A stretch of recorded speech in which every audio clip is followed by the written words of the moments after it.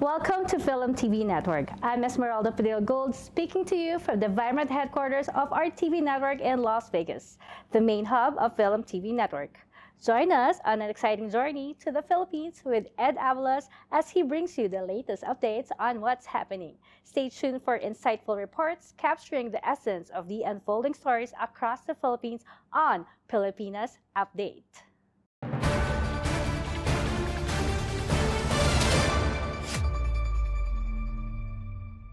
Good evening, I'm Ed Avalos and this is the Filipinas Update, bringing you the latest updates from the Philippines.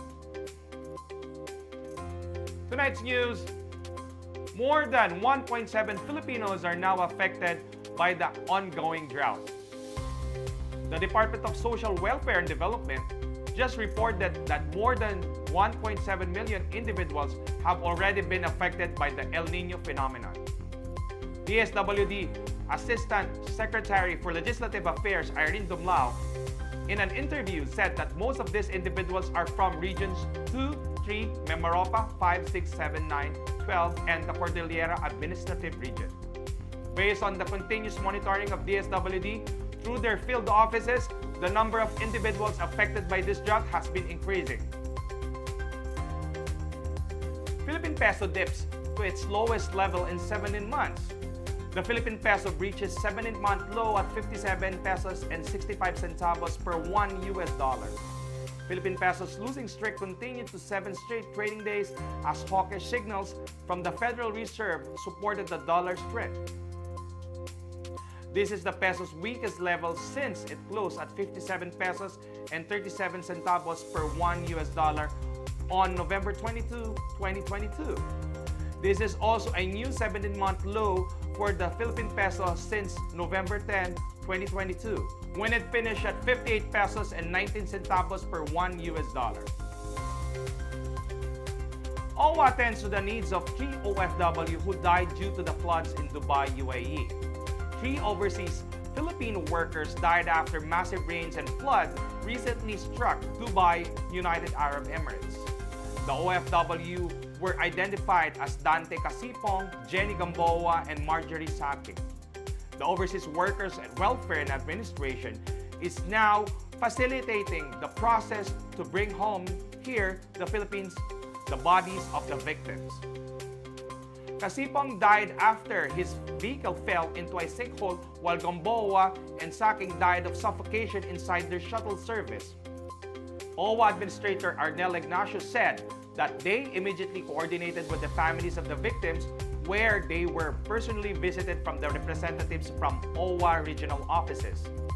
He said that he even talked personally to Dante's sibling in Lucena and to the family members of the other OFW victims who died due to the floods. Ignacio assured that process of bringing back the bodies of the victims to their hometown in the Philippines will not take long, although they can't say the exact dates when the bodies will reach the Philippines. Once OWA gets the clearance and secured the other requirements, the victims' bodies will be immediately fly back to the Philippines.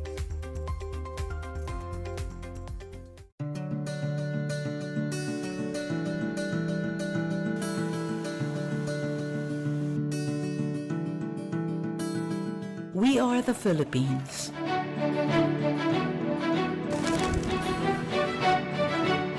We are land and sea. We are 7,107 islands. We are island people in a vast archipelago divided by the last ice age.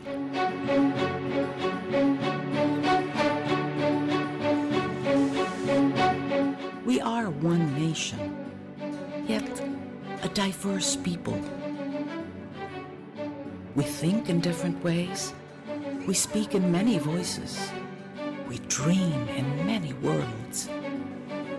We live many lives, all alluring, for we are naturally beautiful. We are tropical, we are warm, of heart, of greeting, of climate. We are mountainous, we are volcanic. We have volcanoes within volcanoes. and the most perfect cone. We are wet all around. We are wet underground. And when the typhoons blow, we are wet all over. Never far from a waterfall, never distant from a beach. Everywhere our soothing waters beckon. We are lush, we are fertile, we are prolific, multifarious, biologically diverse. 10 times more, so they say, than the Galapagos itself. We have the smallest primate, the smallest carabao, the smallest fish. We have the largest fruit, the largest flower, the largest raptor, the majestic Philippine eagle, and other rare finds. The dugong, the cloud rat, grass owls, civet cats that deliver a wild flavored coffee. Hundreds of species of birds and insects.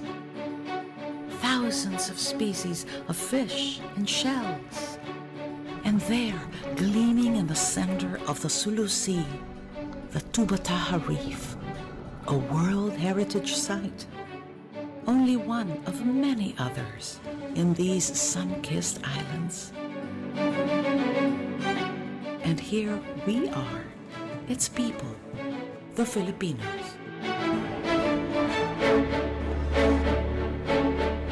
Who love to eat, who love to drink, who love to do nothing, who love to be ourselves. We sing a lot. We dance a lot. We talk a lot. We love a lot. We love a good laugh, and we do laugh a good lot. We laugh at each other, we laugh at ourselves. We celebrate life with raised glass, on bended knee, with innocence, with passion, with grace. We are 7,107 islands. Incredible, irresistible, unforgettable.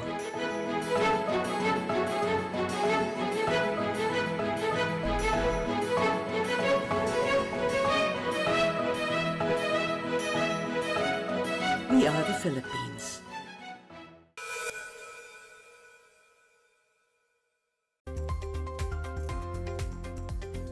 A member of the Philippine National Security Council denied that the upcoming Balikatan joint military exercise between their country and the United States are not in the preparation of war. In a radio interview by the NSC Assistant Director General Jonathan Malaya, said that the war is off the table in the relation to the Balikatan exercise. This is the National Security Council's reaction a day after Beijing expressed grave concerns over the United States deployment of medium-range missile system in the northern Luzon. In Manila, citizens movement group P1NAS earlier warned that the deployment of the missile launchers on the Philippine soil was openly signaling hostile intent against China, giving the U.S. the capability to launch attack on China's homeland from our own territory. Another Filipino athlete was included in the roster of Olympians who will try to bring home the gold medal for the Philippines in the 2024 Paris Olympics. Levy Rubibar, a Filipino-American gymnast, booked her Summer Games spot recently. She is the third gymnast who made it in the Olympics after the Tokyo Olympians, Carlos Yulo and Aliyah Finnegan. Rubibar clinched a Paris berth after an impressive silver medal finish in the uneven bars final of the final leg of the 2024 FIG World Cup in Doha, Qatar. Her qualification was officially announced by the Philippine Olympic Committee. Ruby Bar, Yulo, and Finnegan will join other Philippine vets, EJ Obiana, Yumi Marshall, Nesty Peticio, Ira Villegas, John Siniza, Erin Ando, Vanessa Sarno, Ross G. Ramos, who will try to clinch the third Olympic gold for the medal for the Philippines. The Philippine stock market ended this week in the red after the Philippine Stock Exchange index fell 80.9 points or 1.23% to 6,443. This is the third week lose amid investors' worries about the escalating tensions in the Middle East. AAA Security President Will Cabangon explained that the sell-off on Friday was expected because investors want to play it safe over the weekend due to the uncertainties in the Middle East region. Cabangon said in an interview that extreme fear coming from the investor is the main reason the stock market fell short over the weekend. World oil price went up and stock markets around the world fell on Friday, as reports said explosion had been heard in Iran and Syria, fueling fears of an escalation of the Middle East crisis after the missile attack on the Israel by Tehran. Brent North Sea crude was up by 1.1% at $88.10 per barrel. Nikkei 225 index was down by 2.7% at 37,068.35, and the Hong Kong's Hang Seng index also fell by 1% to 16,224.14.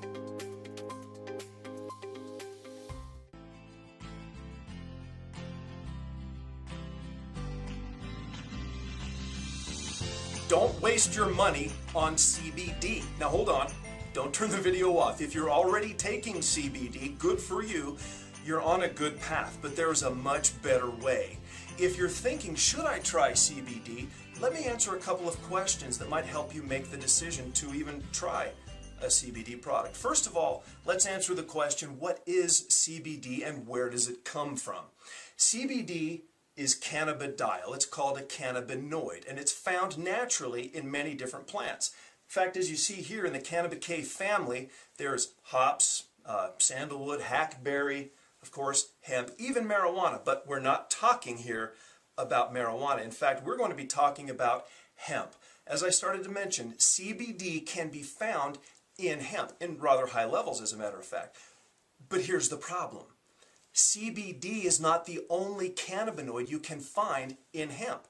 Hemp contains over 100 different cannabinoids.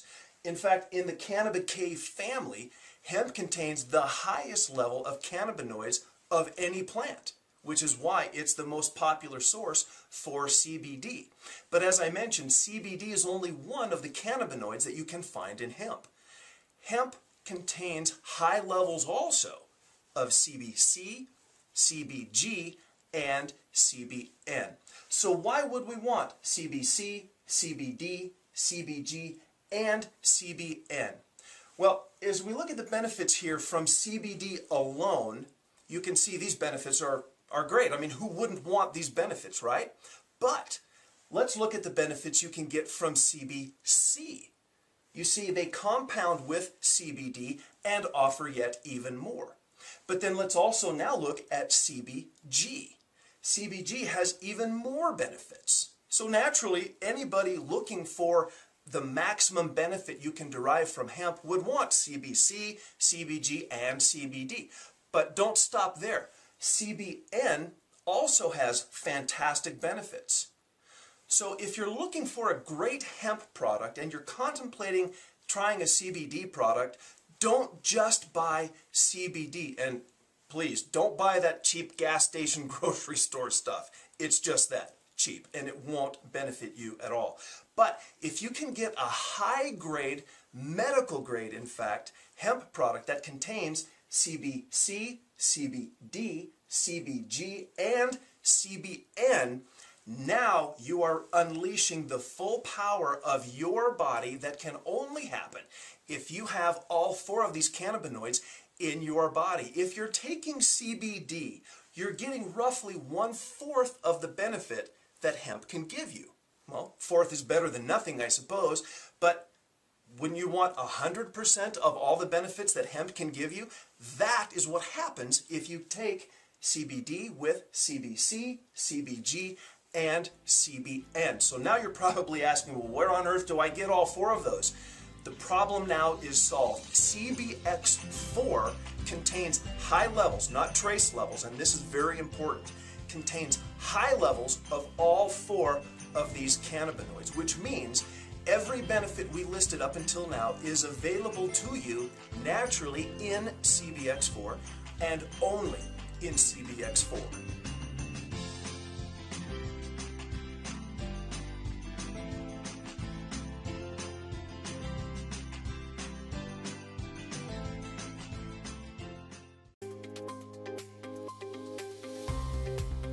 Former President Rodrigo Duterte clarifies he's not in opposition or against Marcos.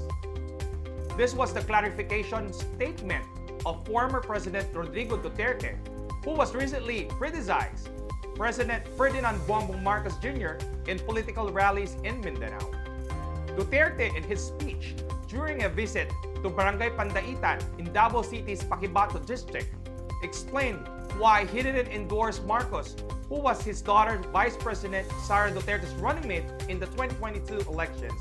Duterte had been a critic of the current president, including the latter's alleged drug use and the government's push for charter change. Meanwhile, Duterte said that he didn't endorse Marcos during the 2022 elections because he also had friends who were running for president. He didn't endorse him so nobody would be sad.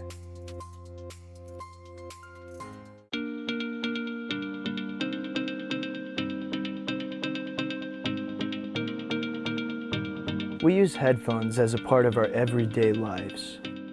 Whether we're at work, getting exercise, meditating, in transit, studying, practicing, or relaxing. Hi, I'm Ryan Sway, the founder of Aircom. I would like to introduce the world's first wireless airflow audio earbuds. As a festival and a concert junkie, I really enjoy the live experience of being there and feeling the music.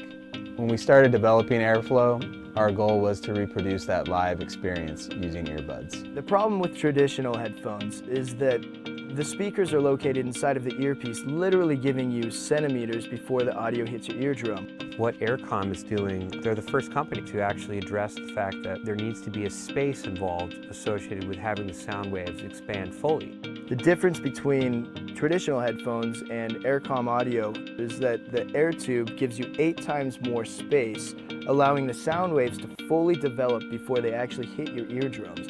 And this gives it a much more live, natural sound, just like in a recording studio. It's real nice that someone actually addressed the physics associated with how sound comes out. The challenge we had was to create an earbud with enough airspace for the sound to fully develop and breathe. Unfortunately, traditional earbuds are about the size of a jelly bean, and there's just not enough airspace. However, that changed when we developed Airflow Audio. Airflow uses an air tube to deliver 6 to 8 times more airspace than traditional earbuds. The end result is a true live listening experience, just like you're at a festival or a concert. We also added magnets to the back of the earpieces so you can wear it around your neck when you're not using it. Being that the drivers are 8 inches from the earpiece, the magnets do not affect the integrity of the sound at all. The orange line represents the frequency transmitting through the wire to the speaker, which then converts to the blue sound wave that develops more as it travels up the air tube, producing a balanced, full body and live listening experience. Another really cool feature is that these earbuds are sweat-proof and water-resistant because they're coated with a super hydrophobic nanotechnology. So now you can be on a skateboard or riding a motorcycle and listen to music as if you were watching a live show or actually in a recording studio. We're coming to you for help in bringing these unparalleled earbuds to market.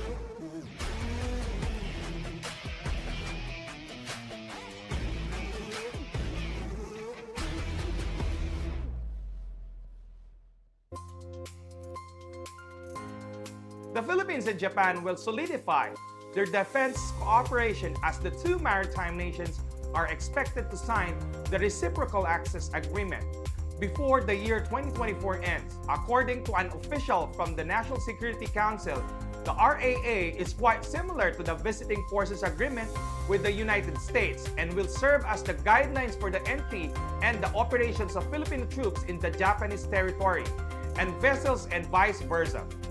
The National Council Assistant Director General Jonathan Malaya said that after the trilateral summit held in Washington, D.C., that the Japanese Prime Minister and the President of the Philippines have given instructions to both countries' negotiators to immediately proceed with the negotiation.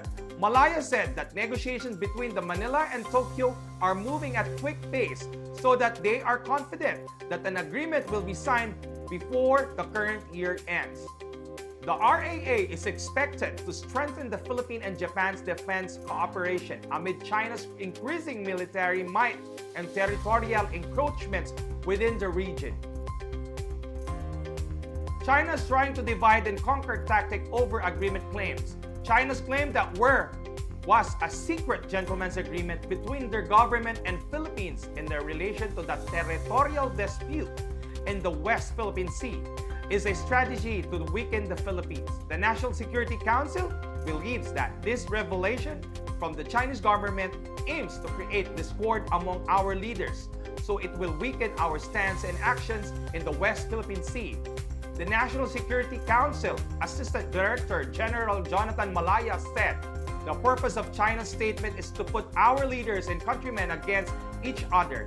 He added that more that we give attention to it, the weaker our position becomes. The resolve of our government will weaken if there are cracks and divisions with us. Malaya explained that propaganda masters at the Chinese embassy are clearly working overtime to sow discord and division in our country for one purpose alone, and that is to show that the Philippines is the one sowing tensions and conflict in the West Philippine Sea. Earlier, former President Rodrigo Duterte clarified that he agreed with Chinese President Xi Jinping to maintain the status quo within the West Philippine Sea, which means all must stay what it is and both countries must not bring in materials to repair and improve. No special agreement that favors the Chinese government nor the Philippines surrendering its sovereignty over the territories in the West Philippine Sea.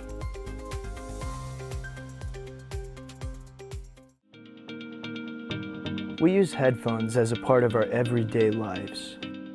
Whether we're at work, getting exercise, meditating, in transit, studying, practicing, or relaxing. Hi, I'm Ryan Sway, the founder of Aircom. I would like to introduce the world's first wireless airflow audio earbuds. As a festival and a concert junkie, I really enjoy the live experience of being there and feeling the music. When we started developing Airflow, our goal was to reproduce that live experience using earbuds. The problem with traditional headphones is that the speakers are located inside of the earpiece, literally giving you centimeters before the audio hits your eardrum. What Aircom is doing, they're the first company to actually address the fact that there needs to be a space involved associated with having the sound waves expand fully. The difference between traditional headphones and Aircom audio is that the air tube gives you 8 times more space, allowing the sound waves to fully develop before they actually hit your eardrums.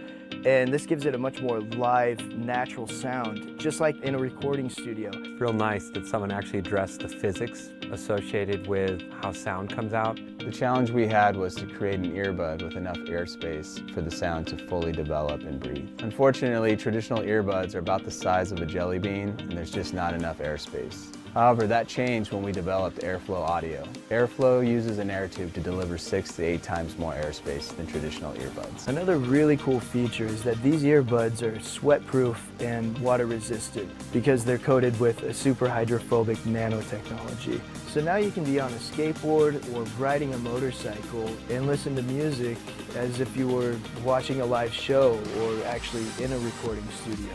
We're coming to you for help in bringing these unparalleled earbuds to market.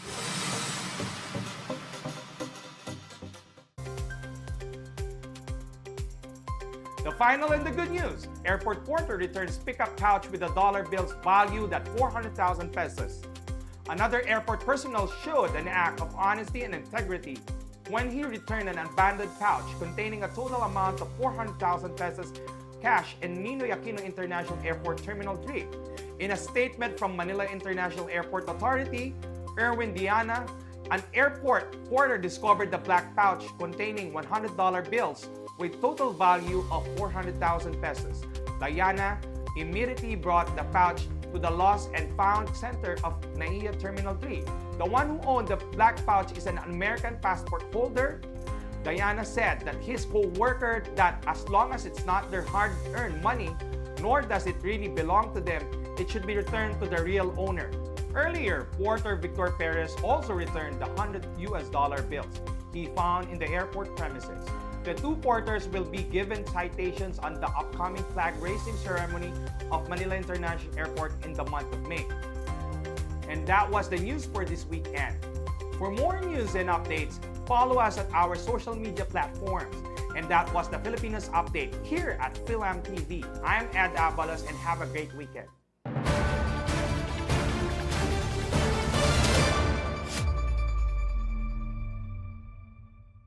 Thank you for joining us today on Filipinas Update at FilAmTV Network. Together with Ed Abalos reporting from Manila, Philippines, we have explored the dynamic stories and updates from the Philippines, strengthening our connection to our heritage and community. I'm Esmeralda Padilla-Gold from Las Vegas, Nevada, reminding you to stay connected, stay inspired, and stay proud of our Filipino heritage wherever you are in the world. Thank you for watching and being a part of our FilAmTV Network community. Maraming salamat po and mabuhay.